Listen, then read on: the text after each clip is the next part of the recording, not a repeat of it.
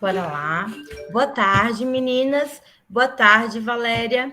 Muito obrigada por estar aqui com a gente no Leducar hoje, aqui na Universidade Federal de Roraima, no curso de Educação do Campo. Muito obrigada pelo convite mesmo. Isso é um convite que só se faz para amigo. Há mais aula no final do ano, no final de dezembro. Eu que agradeço, Raquel. Me sinto honrada de estar aqui com vocês hoje.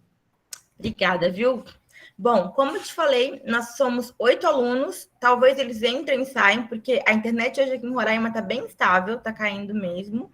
Mas eu vou gravar e depois eu disponibilizo. Combinado. Bom, vou apresentar a professora Valéria para vocês. Além de linda e grande amiga, a Valéria ela é pós-doutora em Letras pela Universidade de São Paulo. Ela possui graduação em Letras e licenciatura pela Universidade Presbiteriana Mackenzie, graduação em Pedagogia pela Universidade Presbiteriana Mackenzie, mestrado em Letras, doutorado em Letras pelo Mackenzie também. Ela tem larga experiência na educação básica. Já trabalhou como professora polivalente na educação infantil e nos anos iniciais do fundamental, como professora de língua portuguesa na educação de jovens e adultos e como professora de língua portuguesa nos anos finais do fundamental e ensino médio, além de ter atuado como revisora de textos. A Valéria faz parte do grupo de pesquisa O Discurso Pedagógico de Paulo Freire, Confluências. Atualmente, ela é professora do Mackenzie, onde ministra aulas de letras, jornalismo, publicidade e propaganda nesses cursos. E já trabalhou nos cursos de design e teologia, além de no programa de pós-graduação Lato Sensu de língua e literatura do Mackenzie também. Ela tem publicado livros, capítulos de livros, artigos em periódicos, tem também revistas, anais, congressos nacionais e internacionais. A Valéria é uma professora muito querida. Ela participou na minha formação como professora de língua portuguesa. Ela foi uma das professoras que me supervisionou pelo estágio supervisionado e hoje é uma colega de trabalho muito querida. Bem-vinda, Valéria. Eu que agradeço, Raquel. Como eu falei, é uma alegria muito grande estar aqui hoje. Me sinto honrada de conhecer, né, os seus alunos. Eu já admiro o seu trabalho. Recentemente eu convidei a Raquel para fazer parte de um livro do grupo de pesquisa e ela pôde falar sobre os alunos dela com muito orgulho, muita verdade e muita preocupação pedagógica. Então, eu particularmente já sou apaixonada por vocês sem conhecê-los pelo olhar da Raquel. Então, hoje a gente vai ter aqui um bate-papo para conversar sobre essa questão do ensino de gramática, né? Que é algo tão desafiador para a gente. Então, eu começo a minha fala de hoje perguntando para vocês, né? Que gramática vocês querem estudar? Que gramática vocês querem ensinar para os seus alunos? Quando eu estava na escola, né, o que eu tinha, na verdade, era uma aula de gramática em que eu memorizava muitas coisas. Eu memorizava nomes, eu memorizava regras, eu decorava tudo para fazer a prova. Eu me lembro que uma vez, quando eu fui fazer uma prova sobre as orações subordinadas adverbiais, eu estava preocupada que eu ia esquecer o nome das orações subordinadas adverbiais. E aí a professora me deu a prova, eu virei a prova e comecei a colocar os nomes para eu não esquecer, né? A pergunta é, eu sabia gramática? Isso era saber gramática, né? E aí, ao longo da minha formação, né, eu fiz letras de 95 a 98, não se falava ainda dessa gramática sendo ministrada de um jeito diferente, ensinada de um jeito diferente. Eu comecei a dar aula e a verdade é que eu percebia que os meus alunos não gostavam de gramática. Na verdade, eles tinham medo de gramática, né? Eu sempre tive muitos amigos da área de matemática e eu acho que português e matemática ficam sendo as disciplinas assustadoras da educação básica.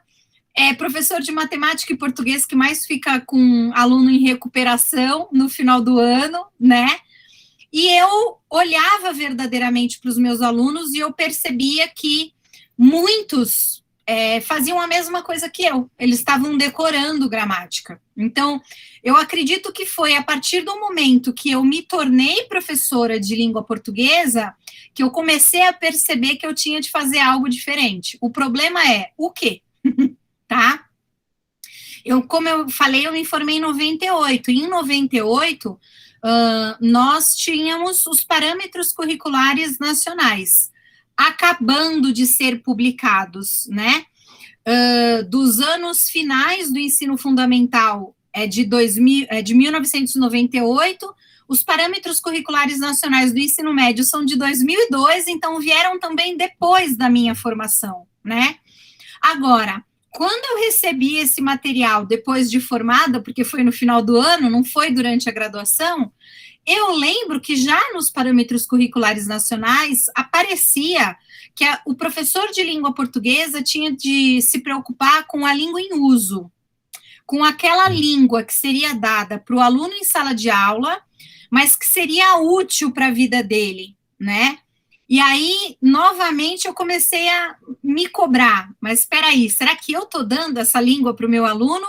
Ou será que eu estou fazendo ainda o meu aluno decorar regra, decorar tabela, né? Então, eu comecei a me envolver com essa nova documentação na época, só que, de forma geral, o que eu vi é que 20 anos se passaram, basicamente, até a Base Nacional Comum Curricular, né? Saí em 2017, e o que mudou nesses quase 20 anos no ensino de gramática? Muito pouco, a verdade é essa. Então, eu cuido hoje dos estágios supervisionados na graduação e eu leio relatórios de estágio. E nos relatórios eu vejo que ainda tem professor do 6º ano, por exemplo, solicitando que os alunos de lição de casa conjuguem o verbo cantar em todos os tempos verbais, em todos os modos. O aluno está aprendendo língua inglesa? Língua portuguesa? Será que isso é ensinar gramática, né? Tá fazendo sentido essa reflexão inicial, Rá? Tá super fazendo sentido pra gente. Porque nós somos um curso interdisciplinar. Então, mais ainda, a preocupação no ensino de gramática. Nós temos poucos espaços para discutir língua portuguesa aqui no curso. Então, pensar sobre isso, a gente começou a disciplina pensando sobre variação linguística, sobre que gramática ensinar. Então, sua aula está indo na mesma direção, tá perfeito. Ai, que bom. E aí veio a base, né? Então, 20 anos depois. Só que antes da base, eu já tive de fazer algo, porque eu estava já em sala de aula. E aí, o que eu ia fazer, né? Então, eu comecei a ter de brigar nas escolas em que eu trabalhava para que, por exemplo, a prova de português fosse uma prova diferente. Porque, normalmente, a prova, né, aquele instrumento que eu tinha de aplicar, que eu era obrigada a aplicar, valendo de 0 a 10, não era uma prova, normalmente, que o aluno escrevia muito na educação básica. Era uma prova de respostas curtas, identificar, circular, grifar, colocar no plural, no singular, no superlativo. De novo, isso era gramática? Não, né? Agora, além dos parâmetros e além da base, a gente começou a conseguir ter contato com alguns estudiosos que já mostravam alguns caminhos para a gente, né? Eu queria destacar a professora Irandé Antunes. A Irandé Antunes tem vários livros que falam sobre isso. Ela tem um livro que se chama Muito Além da Gramática, que é um chuchuzinho, né? É um livro que ela mostra que a escola tem o dever de fazer o aluno escrever melhor e falar melhor. E não é ensinando nomenclatura que eu vou conseguir fazer isso, né? Tem um outro livro que eu sempre gosto de indicar, que chama Aula de Português, da Magda Soares. Magda Soares, que inclusive foi professora da educação básica, então sempre eu corro atrás dessas pessoas, porque eu acho que são elas que podem nos ajudar, né? Eu vim da educação básica, como a Rá falou, eu já fui até professora eu brincava cotonetes, né, da educação infantil, E eu acho que ter sido professora desses alunos me fez ter a certeza da importância das aulas de português, né, na vida dos alunos. E eu sofri muito nas minhas aulas de língua portuguesa. Então, eu comecei a tentar juntar aquilo que estava no documento, aquilo que estava no referencial teórico dos autores que eu lia, e aquilo que eu estava vendo efetivamente na minha sala de aula, né? Foi por meio da Irandé Antunes que eu comecei a perceber que muitas vezes parece que a escola quer manter uma desigualdade linguística. Então, em vez da escola ajudar o aluno a se posicionar diferente, a falar diferente, a escola faz o contrário. Ela faz com que o aluno seja calado, né? Então, essa questão das variedades, por exemplo, elas são fundamentais, só que elas ainda são recentes. Então, quando eu estava na educação básica, lá em 1998, eu lembro que a variedade linguística que aparecia num dos livros mais adotados no Brasil era o Chico Bento, do Maurício de Souza, e só. Mas espera, qual que é o tamanho do Brasil, né? Entre eu que estou aqui e vocês que estão aí, tem uma distância enorme. Então, não tem como a gente falar do mesmo jeito, né? Imagino que vocês já devem estar pensando, nossa, como ela fala diferente, olha o sotaque dela diferente, né? Quando a gente vai fazer congresso por aí, né, Raquel, a gente tem essa mesma sensação. Então, vai para um estado, vai para um outro estado, a gente consegue ver a riqueza que é o Brasil. Só que durante muito tempo não existia essa riqueza, né? E variação de expressões e de palavras também é gramática. A gente precisa disso para reconhecer essas expressões, para não achar que o outro está falando errado, né? Uma outra reflexão que eu gosto de trazer também é que durante muito tempo os professores de português usavam como argumento, você tem que saber isso porque você vai falar e vai escrever melhor. E as pessoas vão te entender melhor. Ok. Aqui em São Paulo, por exemplo, se fala muito nós, N-O-I-S. Alguém aqui em São Paulo que fala nós, por acaso não é entendido? Ele é entendido.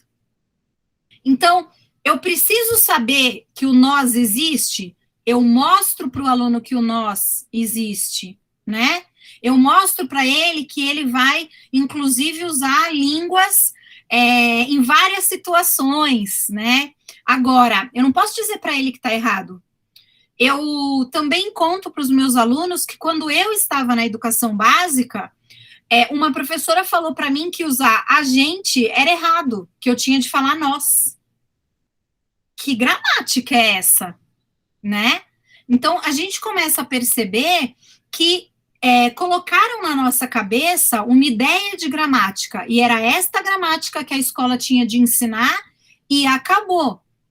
O grande problema nós fazemos parte de um Brasil, né, muito vasto, com pessoas de diferentes formações, diferentes culturas, diferentes hábitos, e que muitas vezes, verdadeiramente, as pessoas não se entendem, mas elas poderiam se entender. Agora, precisa padronizar?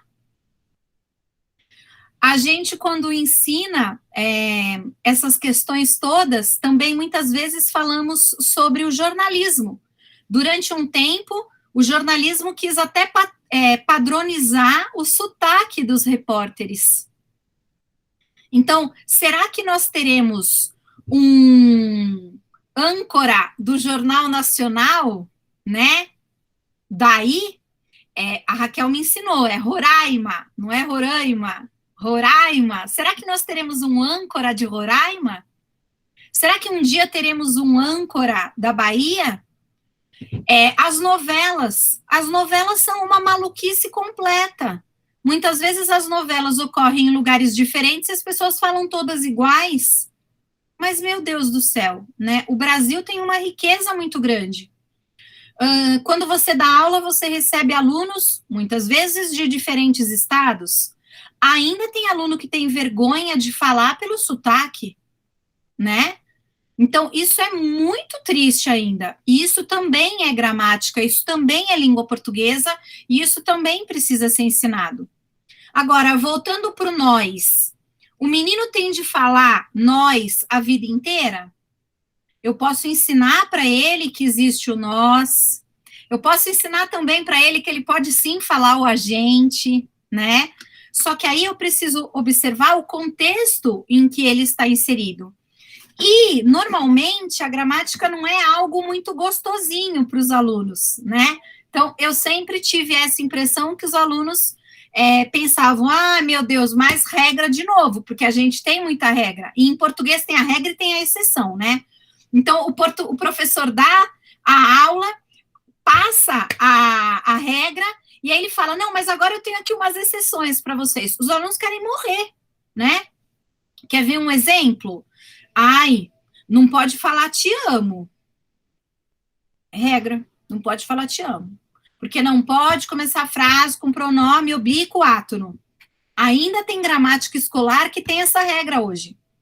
Agora, aí em Roraima falam amo-te. Aqui também não. E é muito louco, porque às vezes a mesma professora que ensina não pode começar a frase com pronome oblíquo, átono, quando acaba a aula, ela vira para um aluno e fala assim, me empresta a caneta? Ela própria usa no seu dia a dia ali algo que vai contra aquilo que ela acabou de falar, que tinha de ser usado, que era uma regra, né? Situação também semelhante precisa ser observada na publicidade, nos textos publicitários. Que língua vai aparecer nos textos publicitários? Que variedade? O texto publicitário precisa ser compreendido. Se o texto publicitário não é compreendido, por que gostam, por exemplo, do médico Drauzio Varela? Por que será que gostam dele? Será que é porque ele usa uma linguagem que as pessoas entendem, né? Em localidades mais pobres do nosso país, é muito comum ouvir da população local que os médicos não sabem falar com as pessoas. Olha isso, gente. Então, eu tenho que ser médico, eu tenho de saber português, mas eu tenho de saber o jeito certo de falar. Vocês lembram quando o Temer era o presidente do Brasil e ele usava as mesóclises, né? Enviar-lhe-ei a documentação? Ninguém fala assim. Então, é muito ruim porque o aluno, quando ele aprende todas essas questões desse jeito duro, ele se sente distante disso. E ao se sentir distante disso, ele pensa o quê? Isso aí não é para mim. Eu brinco, então, que nas aulas de língua portuguesa tem de ter representatividade também, né? Por isso que muitos professores optam por usar músicas, mas não Chico Buarque de Holanda, tá? Não estou falando mal do Chico Buarque, não vou falar mal do Caetano, fiquem tranquilos. Mas o que o aluno aí de Roraima ouve? É isso que tem de ter na aula. E aí ele pode ouvir um hit que está no Brasil todo, né? Então, Marília Mendonça faz sucesso aí, Rá? Muito. Muito sucesso. Antes dela falecer, ela já fazia sucesso. Então, a gente pode colocar a Marília Mendonça na aula. Até porque, ao colocar a Marília Mendonça na aula, ao trazer para a aula algo que o aluno já está escutando, ele vai até ter uma relação afetiva com a aula e, consequentemente, com o professor, né? Aqui em São Paulo também faz bastante sucesso o Zé Neto e Cristiano. E o Zé Neto e Cristiano é uma dupla sertaneja que eu ouso dizer é uma aula de figuras de linguagem a cada música. Tem metáfora, tem hipérbole, né? Tem metonímia, eles têm tudo. Então, vai raspar o chifre no asfalto, eu tô largado as traças, e por aí vai. Isso é muito bom para aula de gramática. Agora, vamos pensar em termos de figuras de linguagem, tá? A maior parte dos livros, quando chega nessa parte de gramática, ensina a figura de linguagem pelo texto literário. E aí isso é um problema, porque não é todo mundo que gosta de ler poema. Então, eu já não gosto do poema, eu já tenho dificuldade para entender o poema, e eu ainda vou ter que entender gramática pelo poema, não dá. É isso. Agora, a música é muito mais próxima do aluno, né? Então, põe músicas que vão fazer sucesso. Eu lembro que quando eu estava na educação básica, eu ainda faço isso no ensino superior, eu brinco com músicas que são clássicos, né? Que a gente brinca que quase todo mundo canta. Então, assim, Vando, você é luz, é raio, estrela e luar. Você ensina metáfora com esse trecho, né? Pega evidências que aparece em todo lugar, e aí você puxa um trechinho e dá para o aluno. Ai, mas dá trabalho montar essa aula, né? Dá trabalho, mas ela vai ser muito mais eficiente, tá? Eu, quando comecei a dar aula, inclusive, eu não tinha recurso tecnológico, né? Em 1998 não tinha nada. Basicamente não tinha nada, era eu e a lousa. E eu comprei na época um caderno onde eu comecei a armazenar exemplos que eu poderia usar na aula. Mas você não sabia na sua cabeça? Mas a gente no início da carreira vai lembrar de tudo que a gente precisa mostrar para os alunos na aula, né? A gente não vai. E aí eu ia para a aula com esse caderno e na lousa eu lembrava e colocava alguns trechos de música, frases que eram pronunciadas por autores, por atores em novela, por exemplo, né? Então, a gente vai usando esse recurso. Aí, alguns anos passaram, na minha época tinha o chamado mimeógrafo, era um equipamento que a gente passava uma folha sulfite dentro, e aí a gente jogava álcool lá dentro, ficava um cheirão de álcool na sala de aula. Então, era eu, a lousa e o mimeógrafo. Depois vieram os projetores, os retroprojetores, na verdade, tá? Se vocês estiverem aí em torno de 20 anos, vocês também acho que não conheceram o retroprojetor. Era um equipamento que você escrevia numa folha de acetato, com uma caneta específica, e aí você colocava o acetato no retroprojetor, ele projetava na parede. Eu me achava tecnológica com aquilo, né? Depois vieram os acetatos que podiam passar nas impressoras. Aí já melhorou muito, porque a gente conseguiu usar uma letra mais bonita.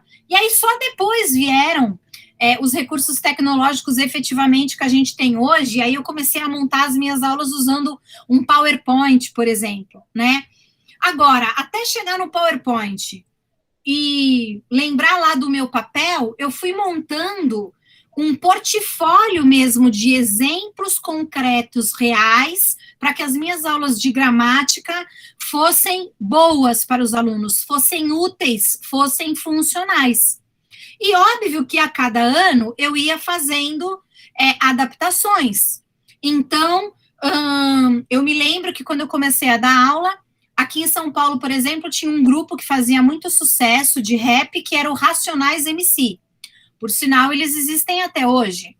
Era esse grupo que os meus alunos ouviam. Então, era esse grupo que eu trazia para as aulas de língua portuguesa.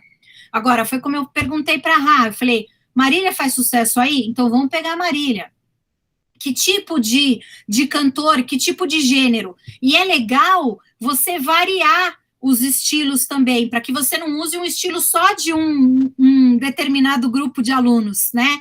Então, aqui em São Paulo, eu tinha o grupo dos pagodeiros, o grupo dos sambistas, o grupo da pop, o grupo que tinha os hip hops, e aí você vai encontrando essa união, né, para fazer a sua aula de português acontecer da melhor forma.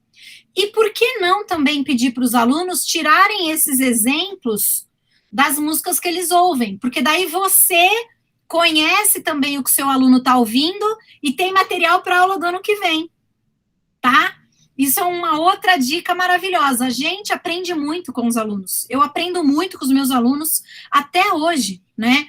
Eu acabei de falar da lousa até chegar no PowerPoint. Depois do PowerPoint, eu comecei a usar um recurso que é o Canva. Eu não conhecia o Canva. Aí uma aluna, uma vez, fez uma apresentação para mim numa aula usando uns slides lindos e maravilhosos. Eu falei, Jesus, que é isso que é muito bonito? Aí eu perguntei para ela, eu falei, onde é que você fez isso? Ela falou, no Canva, Pro. Você conhece? Se eu fosse uma professora topetuda, né, Ra, eu teria dito, conheço, lógico, sei mexer. Falei, não conheço, você me ensina? Pedi para ela. E aí ela ficou alguns minutos depois da aula, né, para me mostrar aquilo. E é isso que é a escola verdadeiramente, né? Eu não preciso ter vergonha de dizer para o meu aluno que eu não sei. Então, se eu começar a conversar com vocês, por exemplo, e vocês começarem a conversar comigo, talvez, por exemplo, eu use expressões que vocês não conheçam, e eu também. Mas aí eu posso perguntar, o que é isso? O que significa isso? Né? Para que a gente possa, inclusive, entender essa grandeza da língua portuguesa. E a gente também pode pensar em termos internacionais. Aqui no Brasil, a gente tem um influenciador infantil, que é o Lucas Neto. O Lucas Neto é irmão do Felipe Neto, né? E aí o Lucas Neto, ele está sendo acusado, a palavra é essa, tá? Acusado de fazer com que as crianças portuguesas falem na escola o português do Brasil e não mais o português de Portugal. Olha isso. Isso é um problema para eles. O Lucas Neto, para os portugueses, vai acabar com a língua portuguesa de Portugal, porque eles estão vendo os vídeos do Lucas e estão reproduzindo as expressões do Lucas. Eu tenho um filho de 4 anos que curte o Lucas Neto, né? E vira e mexe, ele fala umas expressões que eu falo, mas que é isso? De onde aprendeu isso? O que significa? Outro dia ele falou um trosley. Mamãe, eu vou te troslar. Eu conhecia trollar, não troslar. Onde é que viu isso? Lucas Neto. Então, olha a riqueza que existe aí, tá? Então, essa é a primeira reflexão que eu queria trazer para vocês. E aí, entre várias tentativas de fazer, né, as coisas andarem da melhor forma, eu comecei a criar determinadas propostas. E aí, quando ainda não existia recursos tecnológicos, eu comecei a criar jogos para ensinar gramática, tá? Jogos mesmo em papel. E aí eu tenho alguns ainda guardados aqui para mostrar para vocês. Então, o primeiro que eu tenho aqui, ó, deixa eu pegar a caixinha para mostrar. É uma caixinha de plástico. Antigamente eu guardava em caixinha de papel, mas ficava velha muito rápido. Eu falei, não vai ter jeito, vou começar a guardar em caixinha plástica. E aí, dentro dessa caixinha aqui, tem cartinhas. Essa cartinha aqui que vocês estão vendo, de um lado, tá escrito, tá na norma. Tá? Do outro lado, tem uma pergunta. Então, aí é um jogo que os alunos construíram comigo frases que estão ou não na norma padrão da língua portuguesa. Então, não é tá certo ou tá errado, é tá na norma, né? Então, a frase, essa daqui que eu tenho aqui, por exemplo, ela é a seguinte frase: fiquei com muita dó do menino que se machucou. Fiquei com muita dó do menino que se machucou. Bom, o aluno teria visto na aula de língua portuguesa que dó, no sentido de pena, na nossa língua é masculino ou feminino? É masculino. Então, eu teria que dizer, fiquei com muito dó do menino que se machucou. Agora, qual é a reflexão desse jogo?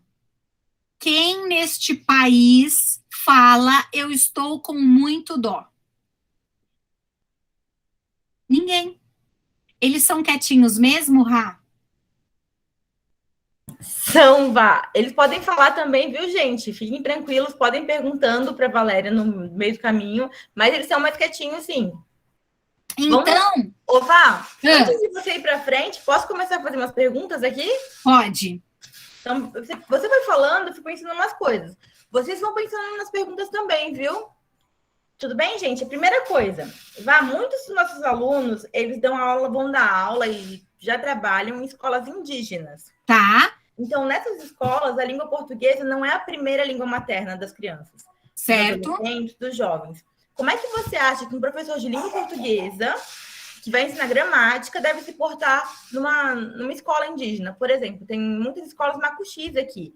Então, a primeira coisa que eu faria, Rá, é entender para que eles precisam a língua portuguesa. Tá? Então, quando eu, por exemplo, dei aula de português para estrangeiros que não sabiam nada, a primeira coisa que eu precisava saber é: para que você quer o português? É para andar na rua? É para chegar numa oportunidade de emprego? É para escrever um currículo? É para escrever uma carta de apresentação? Depois eu pude dar aula para EJA, Educação de Jovens e Adultos. Para que os meus alunos queriam aprender a língua portuguesa? Porque eu tinha adultos que não sabiam escrever, para vocês terem uma noção, tá? E aí, nas primeiras aulas, eu não fiz nada sem falar com eles. Eu perguntei: para que vocês precisam de língua portuguesa? E aí eu tinha alguns alunos que eram pedreiros, e eles me disseram: Pro, eu preciso aprender a ler e a escrever para conseguir fazer as listas de compra dos produtos. O homem precisava saber escrever cimento. É isso, né? Areia, terra, tijolo. Eu tinha também um grupo de mulheres que eram domésticas. E muitas delas falavam para mim que tinham vergonha, porque não sabiam escrever e ficavam aflitas quando as patroas, era essa palavra que elas usavam, pediam para elas comprarem coisas no supermercado, porque elas não sabiam escrever, então elas tinham que decorar tudo na cabeça. E não era a época que tinha o WhatsApp, tá? Então, tinha de decorar mesmo, hoje em dia a gente grava tudo, né? Então, para que essa comunidade indígena precisa da língua portuguesa? É para ter uma socialização no país? Então, eu estou imaginando, Rá, que uma criança indígena pode precisar ser atendida num posto de saúde pública, tá? Essa criança vai chegar lá no posto, ela vai entender o que o médico vai falar para ela? E eu estou falando dela, mas eu estou falando também da mãe, né? Então, são inicialmente os comandos básicos: qual que é o seu nome, como você chama, qual é a idade, o que você gosta de comer, o que você faz, sintomas. As pessoas, quando vão aprender uma língua, precisam aprender os sintomas de uma doença, né? Se você vai para um país estrangeiro que você não fala a língua, a primeira coisa que você precisa saber é falar os seus sintomas. Imagina hoje em época de Covid, gente. Eu não estou viajando, né? Eu estou bem trancadinha aqui em casa. Mas se eu fosse viajar, eu precisaria saber, porque é muito comum hoje, então, você viajar, pegar uma variante, ficar doente e aí, tá? Então, não é para ensinar morfologia para a comunidade indígena, é ensinar a comunidade indígena a falar e escrever o português que eles vão precisar para a vida deles, né? Agora, pode ser que lá na comunidade indígena tem uma criança, um adolescente, um adulto indígena que queira sair da comunidade para fazer faculdade de medicina. Tudo é possível nesse mundo. Então, se esse aluno tem uma necessidade diferente, a gente também vai oferecer para ele isso diferente que ele precisa. Por quê? Porque se é um indígena, né, que quer fazer faculdade, ele vai ter de passar pelo vestibular. Então, aí ele vai ter de conseguir um desenvolvimento de língua portuguesa superior ao uso comum do cotidiano. Respondi tua pergunta, Rá? Respondeu, Vá, tá ótimo. É isso mesmo, a gente pensando junto em possibilidades mesmo, tá? Gente, alguém quer fazer alguma pergunta para a Valéria antes de ela prosseguir? Você... Oi, Pedro! Tem um bicho lá na sala. Espera só um pouquinho, Rá. Eu espero. 2 minutos. Sem problema. Gente, bora lá, alguém. Tá tudo bem, gente? Vocês estão entendendo a aula da Valéria? Como é que tá? Sim, Professora, a aula está boa demais, o conhecimento que ela está transmitindo para a gente está sendo maravilhoso. É por isso que a gente está caladinho aqui, só aproveitando, pegando as dicas dela, que está sendo ótimo para a gente. Só saboreando, né, Margarete? Peguem as dicas, mas aproveitem, perguntem para ela alguma dúvida específica de língua portuguesa ou de sala de aula. A Valéria tem muita experiência em várias escolas, assim, públicas, privadas, e ela é uma pessoa super acessível. Aproveitem isso. Valéria, eles estão aqui elogiando sua aula. Voltei. Dizendo que estão aproveitando. Bora lá, gente. Passa elogio para a Valéria. Façam perguntas. Quer perguntar as outras já, Rá? Quero sim. Ó, uma questão importante que você levantou, você falou do caderno, do repertório, mas alguma coisa que eles perguntaram para mim na última aula. Mas, professora, se eu não souber tudo de gramática na aula, o que eu faço? Eu vou dar aula de português, nosso curso é multidisciplinar, eles têm poucas disciplinas de língua portuguesa, e se eu chegar lá e eu não souber o que vou dar? E você, Valéria, você sabia de tudo de português quando começou a dar aula? Não sabia. Letras? Não sabia. Também não sabia tudo de literatura, tá? Vou botar aqui a literatura no pacote. Eu era uma aluna boa na graduação, estudava, me dedicava, mas a gente não sabe tudo. E tem uma outra questão. Uma coisa você sabe saber para você, outra coisa é saber para explicar para o outro. Então, o maior conselho é: você não pode ir para uma aula sem ter preparado a aula. Aí aqui em São Paulo a gente fala, vai dar ruim. É uma expressão que a gente fala, vai dar ruim, né? Então, a gente tem de se preparar. Lá no meu começo, quando eu não sabia algo, eu ligava para alguém para essa pessoa me explicar para eu poder dar aula. Inclusive, eu cheguei a dar aula de língua inglesa também. E às vezes eu não sabia o que significavam algumas palavras. A mesma coisa, eu procurava o que significavam essas palavras, né? Depois eu lembro que a primeira vez que eu fui dar aula de orações subordinadas substantivas, quase morri do coração. Falei, gente, e agora? Isso aqui já é difícil para mim, imagina para o outro ali que tem o quê? 13 anos e vai aprender isso. Mas você vai encontrando o caminho, né? Mas é inquestionável isso, precisa preparar a aula. E a primeira aula que você vai dar de um determinado conteúdo é como se você fosse aprender verdadeiramente conteúdo, porque se você não souber o conteúdo, realmente você não vai conseguir explicar para ninguém, né? Depois que começaram a ter os recursos tecnológicos, a cada aula que eu ministrava de um determinado conteúdo também, eu melhorava esse conteúdo. E na época em que eu usava o caderno das minhas dicas, eu deixava folhas em branco para separar os temas, porque conforme eu ia dando as aulas e os anos iam passando, eu ia acrescentando exemplos, né? Então, é normal não saber tudo. Não fiquem preocupados.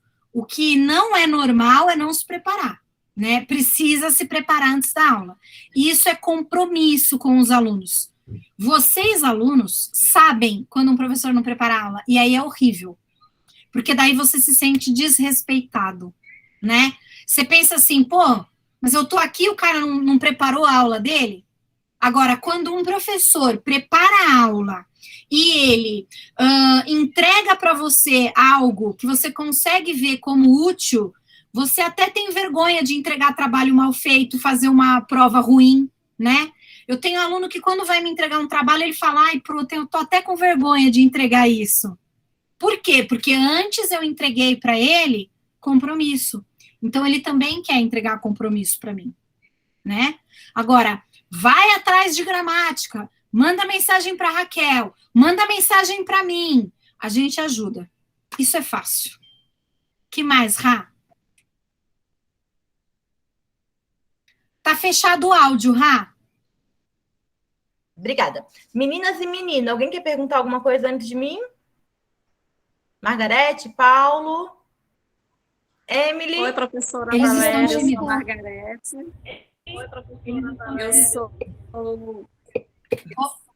Eu sou da área indígena, da etnia Macuxi. É um prazer ter nome com você, uma professora de São Paulo, passando esse conhecimento para a gente, principalmente para mim, que vou trabalhar na área indígena, né? E quero parabenizar esse aprendizado que você passou, usar a música, porque o aluno já não gosta muito de ler, literatura é muito difícil, é complicado. Então, com a música, esse conhecimento vai ser transmitido para ele com mais facilidade. Parabéns, gostei muito de você. Espero que a professora Raquel lhe convide mais vezes para participar da aula com a gente, hein? Convido. Obrigada, Convido com professora. certeza. Obrigada, Margarete. Vou ficar feliz se você me der o seu contato e depois você puder me contar a sua experiência.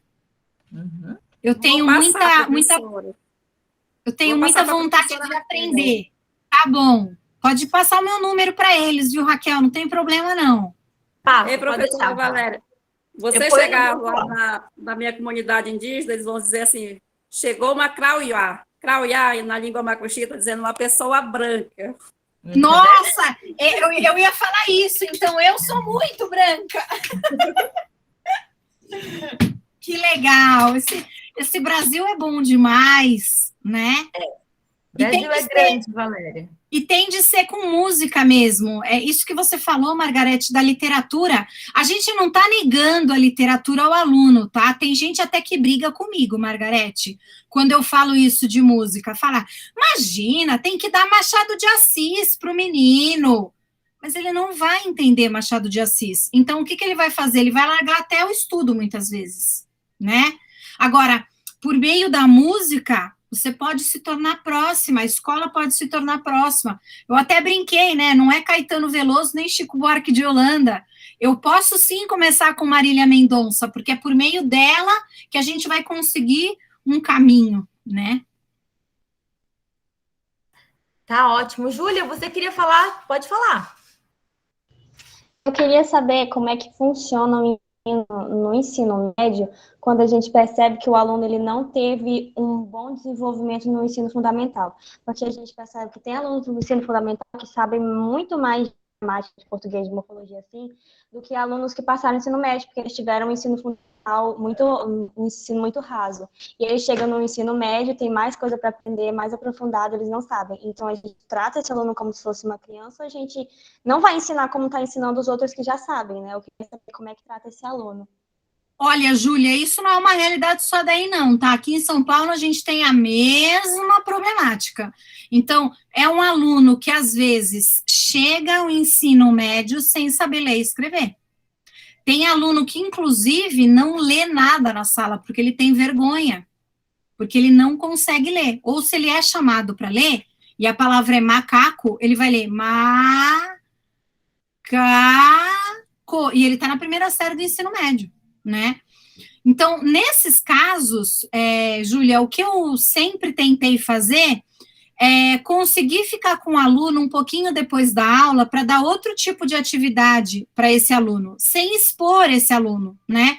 Então, a gente não trata o adolescente como criança, porque ele não é criança. E aí, se a gente trata esse adolescente como criança, ele vai se afastar da escola. A maior quantidade de evasão escolar é no ensino médio, quando eles percebem que chegaram lá, mas não sabem nada, né? Então, o que a gente tem de fazer é oferecer para esse aluno atividades para que ele consiga superar essa determinada deficiência. Então, é ortografia, é acentuação, é leitura, compreensão. Eu sempre tinha, Júlia, uma pasta de atividades a mais, que não eram para a turma, eram para alunos que tinham maior dificuldade, entendeu? Então, eu sempre dei aula, né, para várias turmas ao mesmo tempo. Então, eu cheguei a dar para aluno do ensino médio tarefa que eu dava no 6º ano, porque era aquilo que o aluno estava precisando naquele momento, né? Agora, Júlia, vou dizer para você, todo aluno que vai querer, que vai aceitar essa sua ajuda, preciso te dizer que não. mas você vai ter o teu coração leve sabendo que você ofereceu ajuda. Muitos vão aceitar ajuda e vão conseguir superar aí essa questão, mas outros não, né? A Raquel, eu falei que ela escreveu um capítulo, né, para o nosso grupo, o livro do nosso grupo de pesquisa. Nesse grupo a gente fala bastante de Paulo Freire. O Paulo Freire tem a narrativa de experiências de alfabetização em 40 dias. Então, é possível. 40 dias. Então, será que um adolescente não consegue ser ajudado? Consegue. E o mais incrível, Júlia, é que quando o aluno começa a perceber que ele está aprendendo, ele deslancha, porque daí ele começa a ver que é possível. Agora, quando ele percebe que não dá, ele larga, né? Eu, por exemplo, sou uma pessoa que não cozinha muito bem. Eu sou uma pessoa um pouco atrapalhada na cozinha, vamos dizer assim. Então, eu nunca me interessei muito por isso, né? Agora, quando começaram a aparecer na TV programas de culinária que eram ensinadas receitas de um jeito didático, eu comecei a me interessar. Então, aí eu comecei a ver alguns programas, e não estou brincando não, tá? É Ana Maria Braga. Ana Maria Braga fala do jeito que eu entendo, do jeito que eu vou conseguir fazer a receita. Ela já vai falar as toperices que eu não tenho de fazer para a receita dar errado, tá? É isso. Aí eu comecei a me interessar por gastronomia. Mas antes disso, eu olhava para tudo e falava assim, não tem jeito, não vou conseguir fazer isso nunca. Então, com um aluno que está no ensino médio, que precisa de ajuda, é um reforço que a gente precisa fazer, não tem jeito. E não adianta dar num primeiro momento para ele aquilo que a sala inteira está fazendo. Porque se ele não sabe o básico, como é que ele vai fazer uma lição avançada? Né? Então, o primeiro ano, o primeiro mês do ensino médio, por exemplo, é fundamental. Eu sempre começo todo ano letivo fazendo revisão, para saber como os alunos estão. Eu nunca começo nada do novo direto. Eu sempre faço revisão. Aí tem professor que fala assim para mim, nossa, mas você não está perdendo tempo? Eu falo, não, estou ganhando. Então, eu não pressuponho que os meus alunos sabem tudo. Eu não desmereço os meus alunos achando que eles não sabem nada, mas eu faço uma revisão, e uma revisão gostosa, como uma revisão, por exemplo, usando jogos, tá? Então, são caminhos que a gente pode aí fazer uso para tentar auxiliar os educandos. Respondeu, Júlia? Respondeu sim, muito obrigada, professora. De nada. Gente, mais perguntas para a Valéria? Como é que tá? Alguma pergunta específica? Eu vou compartilhar o contato da Valéria no nosso grupo de estudos morfológicos.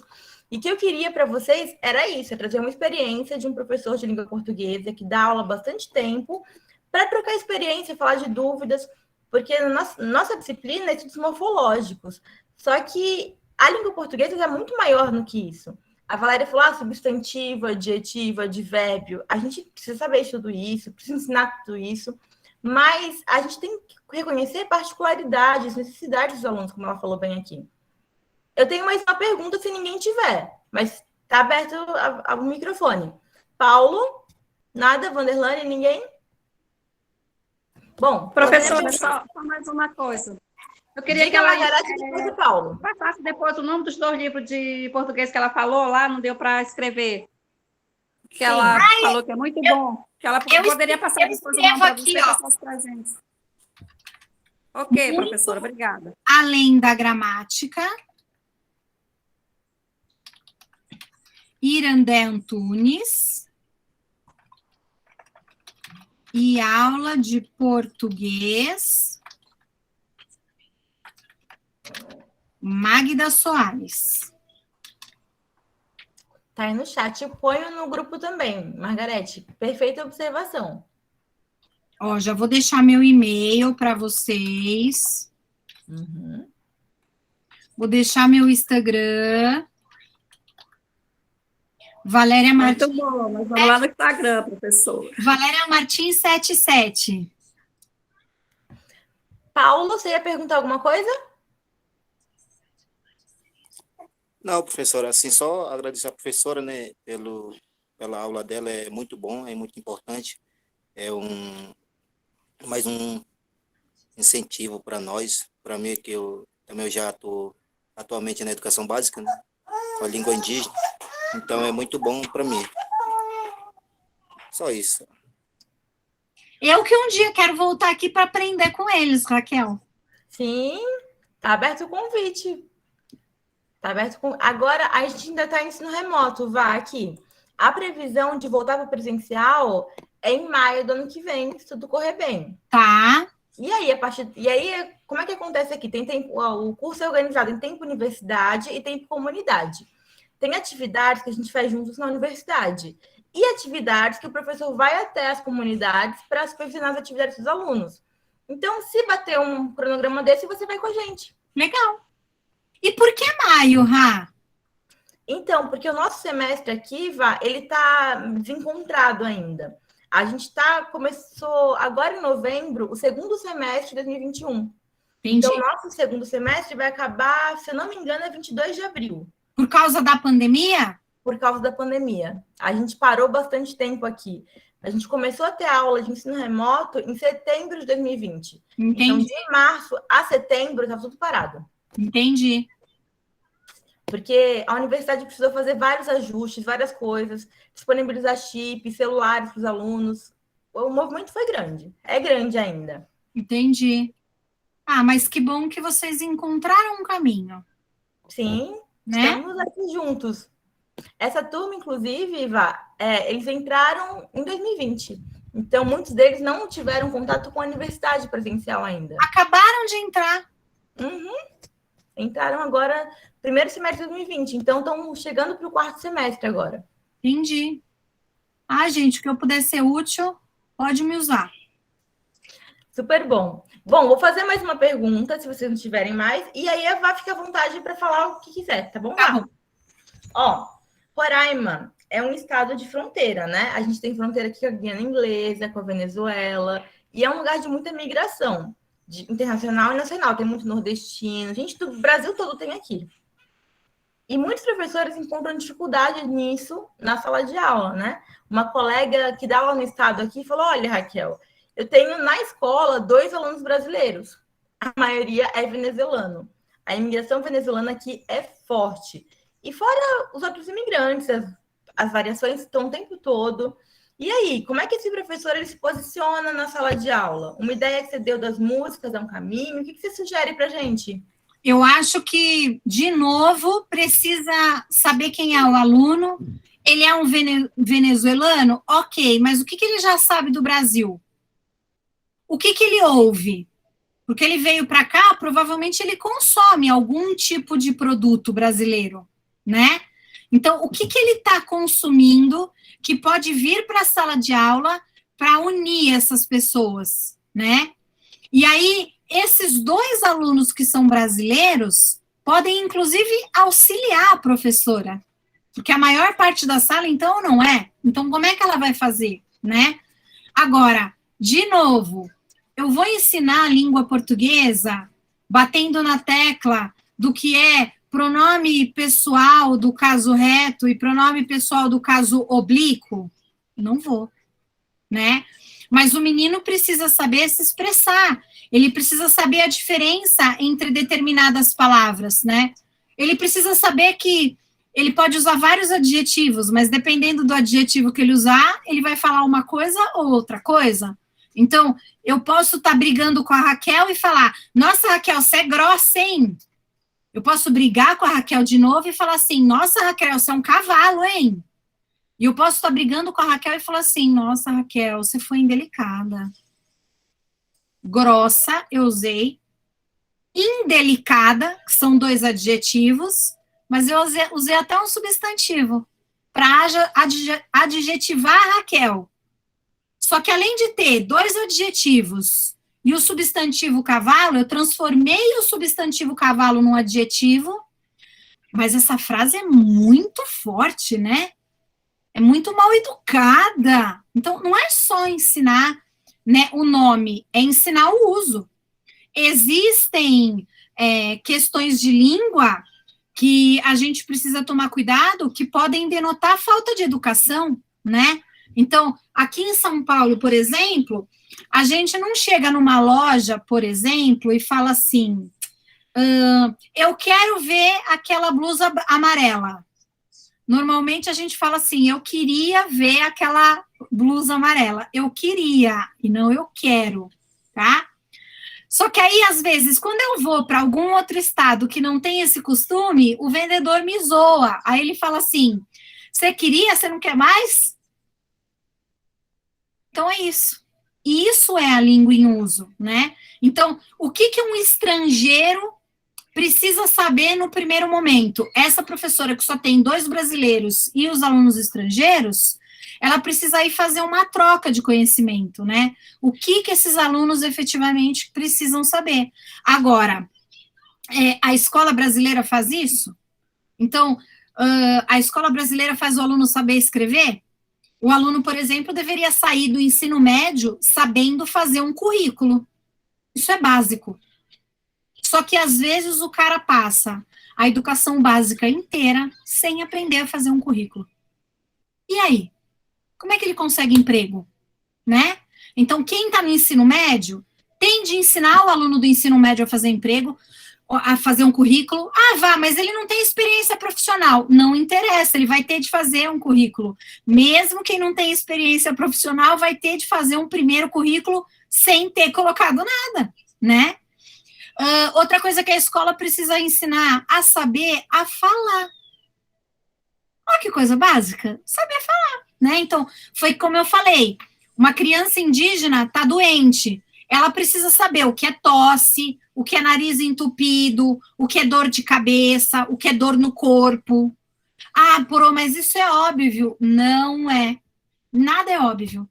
Então, a gente precisa entender quais são as necessidades. Por isso que é importante sempre perguntar para o aluno, o que você precisa? Essa é a pergunta-chave sempre. Perfeito, Valéria. Estou bem contente com a sua participação aqui com a gente.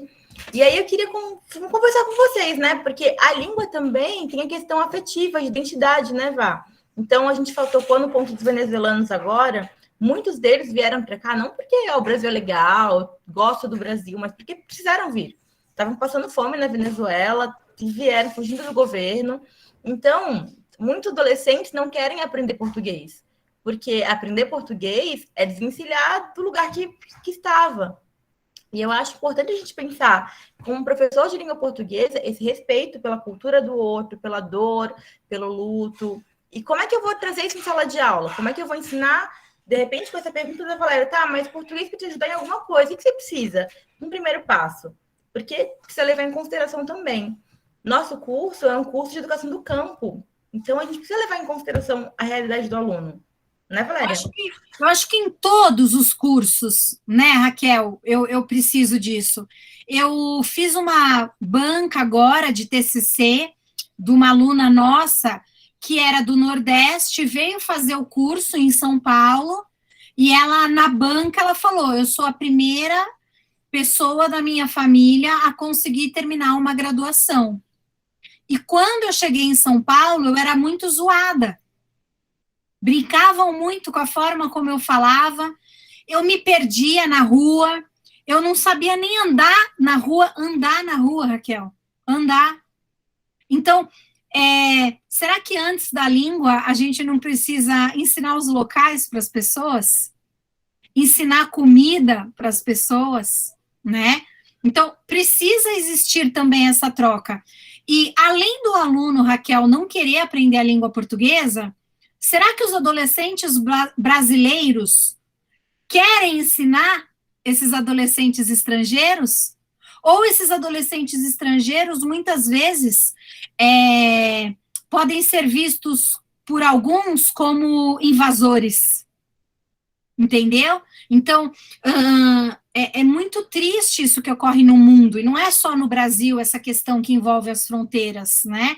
A gente vê pessoas se enfiando em barco no meio do mar para chegar do outro lado de um oceano. A gente vê pessoa pulando o muro e podendo morrer para não morrer onde está. Então, eu acho que quando a gente está diante dessa dinâmica de ter pessoas de origens, culturas e línguas diferentes, a primeira coisa que o professor tem que mostrar é respeito entre essas pessoas e mostrar humanidade, né?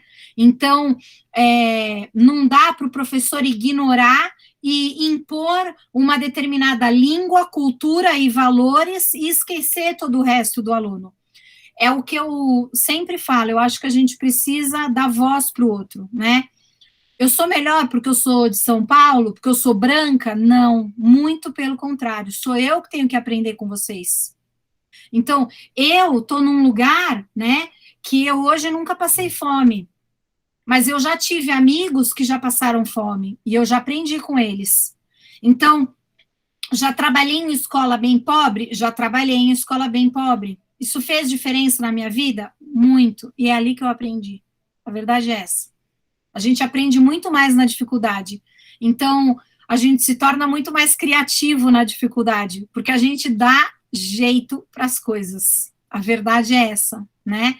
Então, nunca se sintam menores, porque vocês com certeza vão fazer muita diferença na vida das pessoas, né? E fazer diferença na vida das pessoas é fazer as pessoas viverem melhor. Eu acho que isso é um dos papéis do professor que está numa localidade com alunos tão diferentes. Quem trabalha com EJA, Educação de Jovens e Adultos, quem trabalha com EJA sempre tem essa realidade. Então, quando eu trabalhava com EJA, eu tinha um aluno que estava fazendo a educação de jovens e adultos porque reprovou 2 ou 3 anos na educação básica. E ele tinha 20 anos, vamos dizer assim, ele estava no primeiro ano do ensino médio. Mas ao lado dele tinha um senhor sentado de 60 anos. E ao lado dele também tinha uma senhora de 50 anos. E eu tinha de ensinar o jovem de 20, o senhor de 60 e a senhora de 50.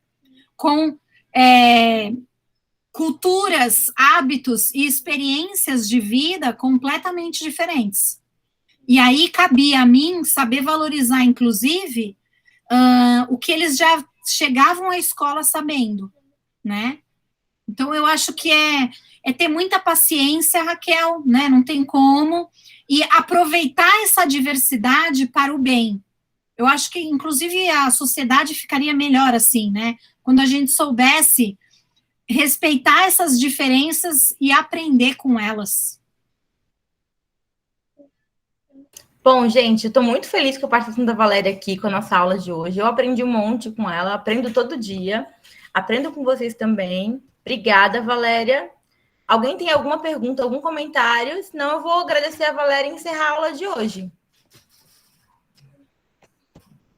Tudo bem? Não, professora, a gente só tem que agradecer a professora Valéria por trazer esses conhecimentos para a gente. Foi demais essa aula. Muito obrigada, professora Valéria, e professora Raquel, por trazer a professora Valéria para passar esse conhecimento para a gente. É só isso.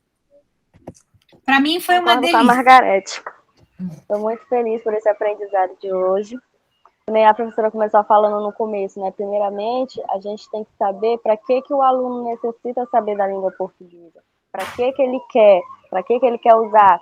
Se é para algo mais no futuro, se é para o agora, se é para o depois, para quê? Que é para a gente trabalhar em cima disso. Muitas das vezes o professor não pergunta do aluno, né? O aluno vai e fala assim, eu vou aprender para quê que isso não vai me servir? Mas quando o aluno reconhece que aquilo vai servir mais na frente, o aluno ele tem muito mais vontade de querer aprender do que não. Isso realmente, eu fiquei muito assim, gratificante em poder saber disso, né? Perguntar. Quero agradecer bastante.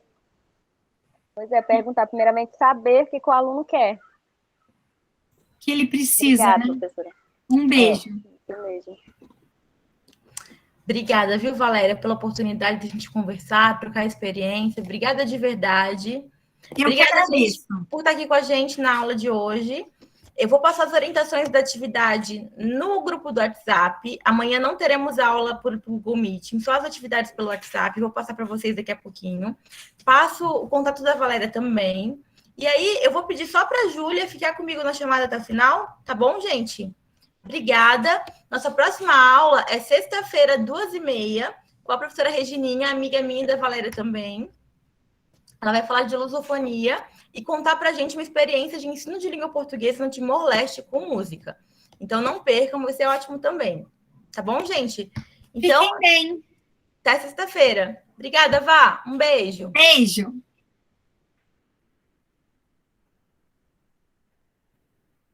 Tchau. Tchau, gente. Até sexta. Vou falar com vocês já pelo WhatsApp. Tá bom. E, professora, só uma pequena dúvida. Aquela atividade de ontem é para entregar até hoje ou até amanhã? Pode ser até amanhã, Emily, sem problema. Tá bom. Tchau. Tchau, tchau. Vanderlane, obrigada, viu, por ter passado o contato da Júlia. Oi, Júlia. Vanderlane vai sair. Deixa eu ver, acho que ela deve ter saído um pouquinho. Peraí. Pronto. Nós duas agora, Júlia. Tudo bem? Oi, professora. Tudo bem? Mais ou Oi. menos. Oi? Mais ou menos. Tô cheio de trabalho atrasado agora.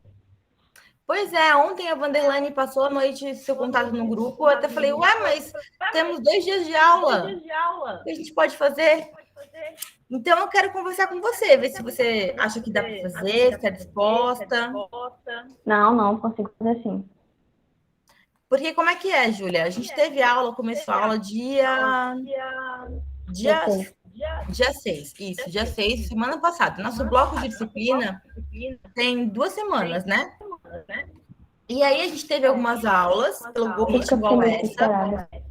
Eu gravei todas, tá no YouTube, tem o grupo do WhatsApp e tem, por enquanto, 3 atividades. Vou passar uma 4ª. Então, é bastante coisa. E ainda vai ter atividade de tempo comunidade, que é para fevereiro, não é para agora. Aí eu preciso saber, você acha que dá conta de assistir as aulas e fazer as atividades? Eu acabei de terminar uma. E claro, mas eu não vou dar até 2 dias sem fazer tudo, eu não sou louca. Então, o que eu quero combinar com você? Você acha que você... Deixa eu ver que dia aqui. Peraí. Ó, eu passo para você, ponho você no grupo de morfológicos, mas você precisa necessariamente assistir todas as aulas, viu, Júlia? Ok. Você assiste todas as aulas, faz as atividades, e aí, lá no dia... Até o dia... Uma semana, até o dia 22, você consegue entregar tudo? 22 de janeiro? Ah, vamos fazer diferente, Júlia. Você tem razão. Ó, você faz, entrega as atividades. Eu vou sair de férias agora. Vou voltar no final de janeiro. A atividade de tempo comunidade de vocês é até 5 de fevereiro que você vai ter para fazer isso. Então, no dia 5 de fevereiro, você me entrega tudo que faltar e a gente marca uma aula só nós duas para conversar sobre conteúdo, para ver se você assistiu as aulas, tem dúvida. Pode ser? Ok. Então, Todas combinado. as atividades no dia da entrega do TC? Oi? Todas as atividades no Até 5 de fevereiro. Consigo sim. Tá? Tá bom. Mas, assim, todas as aulas assistidas, não pode faltar nada, Júlia, ok? Do nada. Se faltar uma atividade, eu reprovo você. Consigo sim, assisto tudo, faço tudo sim. Tá bom. Se você puder, quiser me entregar antes, você já pode entregar, tá? Eu vou estar aqui em Boa Vista até o dia 22 de dezembro agora. Depois eu vou entrar de férias e só volto no final de janeiro. Aí eu vou atender vocês em fevereiro no comecinho já, tá bom? Entendi. Posso confiar em você? Pode sim. Então, combinado. Vou colocar você no grupo do WhatsApp. Vou fazer assim, vou passar o link para você do grupo. Você entra e aí eu compartilho as informações por lá, tá bom? Tá bom. Então, sexta-feira, Júlia, temos uma aula 2h30 de novo no mesmo link, tá? Tá bom. Então, prazer. Desculpa a pressão de conhecer já assim, mas bem-vinda à disciplina, então. Bem, foi minha, não entendo no dia. Oi?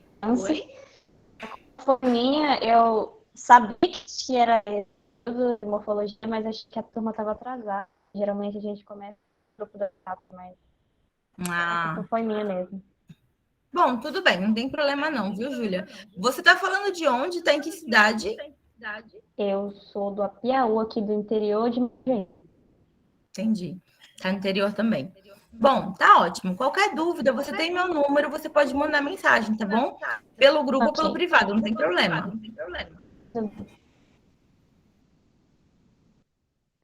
Acabei de primeira tarefa, a senhora recebeu?